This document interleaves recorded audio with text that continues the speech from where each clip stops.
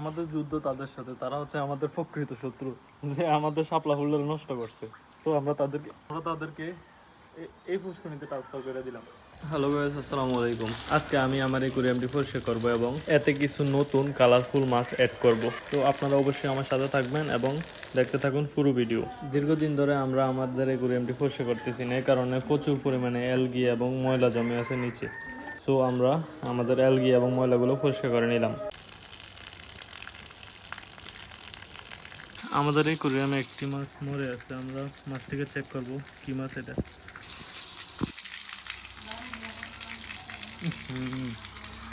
আমার দামি মাছটা বেটা মরে গেছে, কি জন্য বললো এটা? কি সুন্দর মাছটা বেটা মরে গেছে।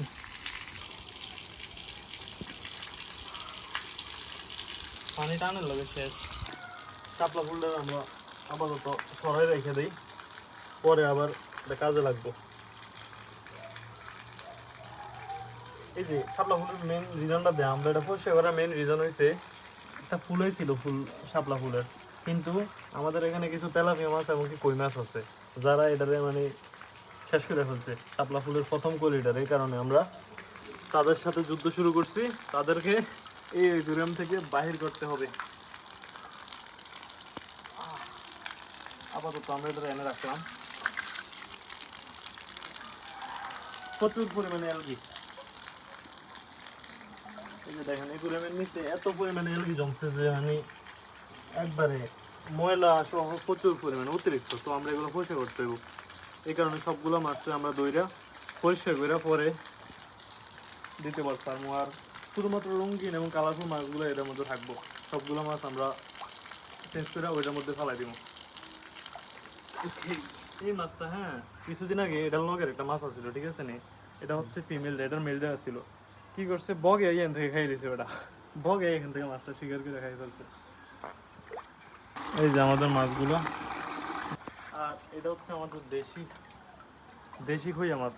দেশি খইয়া মাছের সৌন্দর্য ধরে যাইতেছে না। দেশি খইয়া মাছ অসাধারণ। এই মাছটার খাটের মধ্যে অনেকগুলো বাচ্চা আছে, একবারে দেখা যাইতেছে। তো আমরা এটারও যাতে বাচ্চা দিতে পারে ওইরকম ব্যবস্থা করে এটাতে দ্বিতীয়বার ছাড়া হবে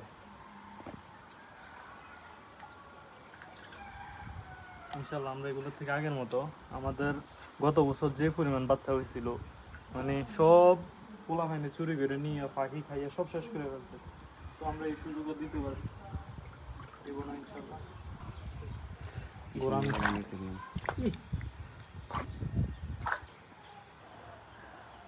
এটা হচ্ছে আমাদের লাস্ট মাছ। ওকে, আমরা সবগুলো মাছ ছেড়ে দিয়েছি, এবার পানিও ফুল করে দিয়েছি। তো আমরা নিয়ে আসলাম দুটা সাকার ফিশ এবং কিছু এই মাছগুলা, কারণ এই অ্যাকুরিয়ামটার কিছু মাছ আমরা ওই অ্যাকুরিয়ামে শিফট করার কারণে প্রচুর খালি হয়ে গেছে, মাছ নাই এরকম লাগতেছে। এই কারণে কিছু মাছ নিয়ে আসলাম। মাছগুলোকে আমি 20 মিনিট মতো এখানে অ্যাডজাস্ট করলাম, এবার ছেড়ে দিব। তো এই হচ্ছে মাছগুলো।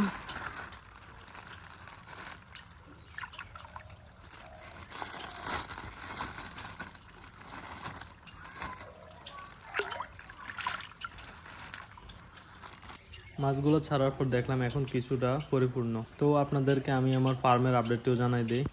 বর্তমানে চলছে বৃষ্টির সিজন, এ কারণে প্রতিদিনই একটু একটু করে বৃষ্টি হয়। তো আমরা বর্তমানে আমাদের কাজটি এতটুকু পর্যন্ত এগোলাম। আমি মনে করি আর 1 সপ্তাহ অথবা 10 দিনের মধ্যে আমরা সম্পূর্ণ বাউন্ডারি ওয়ালটি কমপ্লিট করতে পারবো। তারপরে আমাদের ভিতরে সেপারেটলি হরিণের খামার, বিভিন্ন ধরনের খামারগুলো তৈরি হতে থাকবে। তো সবাই দোয়া করবেন আমাদের জন্য। আল্লাহ হাফেজ।